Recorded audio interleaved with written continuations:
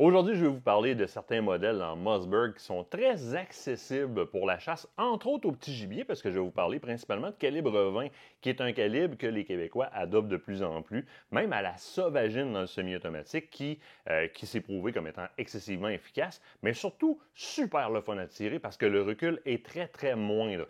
Quand on pense petit gibier, évidemment, la classique, c'est d'y aller avec une arme à canon superposée, mais évidemment, dans les grandes marques du marché, eh bien, il faudra débourser quelques dollars supplémentaires pour aller dans ce type de configuration-là. Mossberg offre deux configurations dans le fusil superposé, comme celui-là que j'ai devant moi ici, soit le Silver Reserve, comme celui-ci, et la version Gold Reserve. Dans le cas présent, j'ai un Silver Reserve en version Walnut calibre 20. La grande différence entre le Silver Reserve et le Gold Reserve, c'est que si on ouvre le mécanisme, eh bien, le Silver Reserve va me proposer des extracteurs, alors que le Gold Reserve va me proposer des éjecteurs.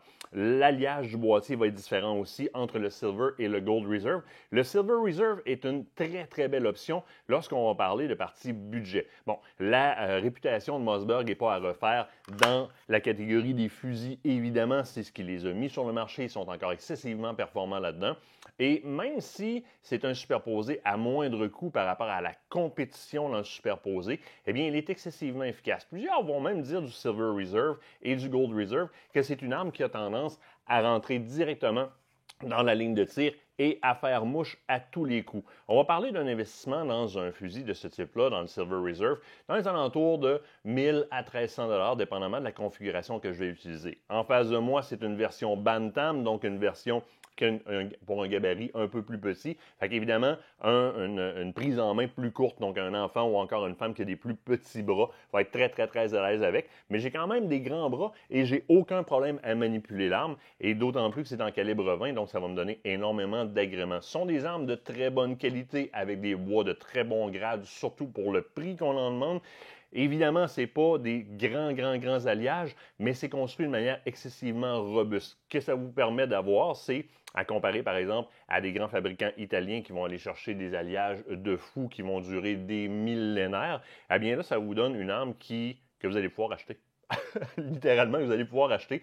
Puis très honnêtement, pour en avoir plusieurs en ma possession, mon frère chasse avec ça aussi au petit gibier, ma belle-sœur chasse aussi avec ça au petit gibier, et honnêtement, ils n'ont peut-être pas les connaissances que j'ai au niveau de l'entretien d'une arme, et leur arme est encore impeccable, malgré qu'ils en ont littéralement abusé à la chasse. Ils ont eu de belles chasses avec une arme qui est fonctionnelle et qui est accessible. Puis si moindrement est entretenu, va durer des années. Mossberg n'a pas à refaire sa réputation là-dedans. Donc, ici, Silver Reserve en calibre 20, très intéressant en version Walnut Bantam. Vous allez vous rendre compte rapidement que dans le Silver Reserve et dans le Gold Reserve, des configurations, il y en existe énormément.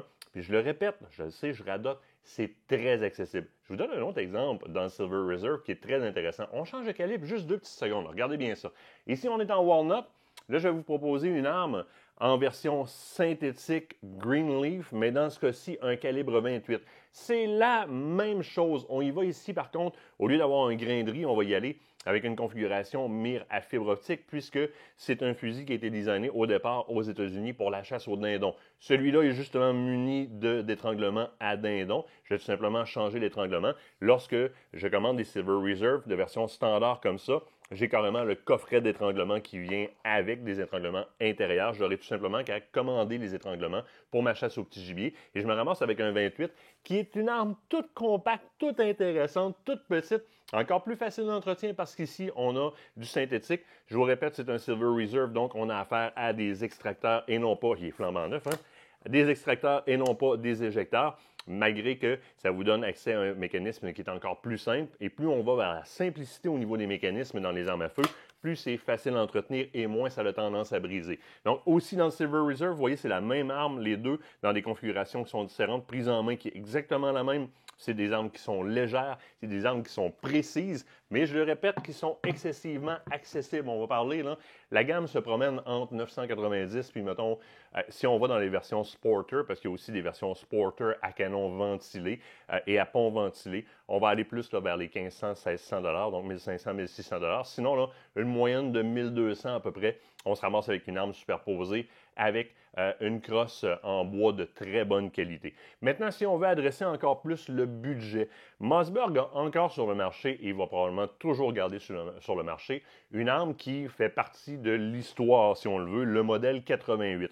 Le modèle 88, c'est une action à pompe comme ça ici, qui est relativement simplifiée. C'est une arme qui est dégraissée. On n'a pas mis de flafla, on n'a pas mis de visuel esthétique incroyablement exotique, mais ça donne accès à une arme encore plus accessible au niveau du budget. Ici, Mossberg 88 en version calibre 20, parce qu'il est en calibre 20. On va parler d'un investissement dans les alentours de 500 là, plus ou moins 500 ça tombe dans le coin des 400 en spécial à gauche et à droite quand même assez souvent. On a quand même un très bon pad de recul versus les versions à canon superposé. Un mécanisme qui est quand même très linéaire pour une arme à action à pompe de ce prix-là. Donc, dans les alentours de 400, là, évidemment, on va avoir un système de visée à grainderie dans ce cas-là. Canon bleu, bien standard. C'est comme n'importe quelle arme, si vous entretenez ça, vous allez garder ça longtemps. Pour pas cher, vous êtes sur le terrain à chasse au petit gibier avec un calibre 20 qui va être fiable, qui va être facile à monter, facile à démonter pour l'entretien, qui va durer des années. C'est ce que Mossberg a toujours offert. C'est encore disponible sur le marché. Le modèle 88 en calibre 20, s'il vous plaît, pour la chasse au petit gibier. Et que c'est le fun.